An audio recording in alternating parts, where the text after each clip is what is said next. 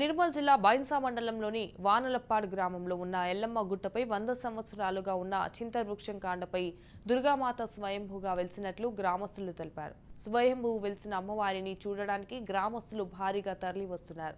ఇది వరకు ఎల్లమ్మ గుట్టపై ఆదిమానవుల ఆనవాళ్లు లభ్యమైనట్లు చరిత్రకారులు అసిస్టెంట్ ప్రొఫెసర్ డాక్టర్ కటంగం మురళి తెలిపారు. దసరా ముందు అమ్మవారు వెలవడం శుభపరిణామంగా గ్రామస్తులు భావిస్తున్నారు. విలేజ్లో ఎప్పటి నుంచో పురాతనమైన ఆల్రెడీ ఉంది. ఆ ఆలయాన్ని దసరా రోజు చాలా భక్తి శ్రద్ధలతో పూజ చేసుకుంటున్నాం.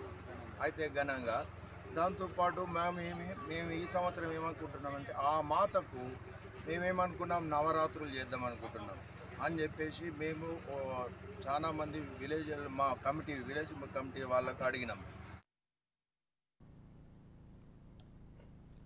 భద్రాద్రి కొత్తగూడెం జిల్లా దమ్మపేట మండలం జగ్గారం గ్రామంలో మతి స్థిమితం లేని గిరిజన యువతిపై గుర్తు తెలియని వ్యక్తి అఘాయిత్యం చేయడంతో యువతి గర్భం దాల్చిన ఘటన ఆలస్యంగా వెలుగులోకి వచ్చింది. 10 రోజుల క్రితం వైద్యం కోసం ఆసుపత్రికి వెళితే యువతి 5వ నెల గర్భవతి అని తల్లిదండ్రులకు తెలపడంతో బాధిత కుటుంబ సభ్యులు పోలీసులను ఆశ్రయించారు. నిరుపేదలైన బాధితులు న్యాయం కోసం ఎక్కడికి వెళ్లాలో తెలియక అల్లాడిల్లిపోతున్నారు. నిందితుడిని కఠినంగా శిక్షించాలని స్థానిక మహిళలు డిమాండ్ చేస్తున్నారు.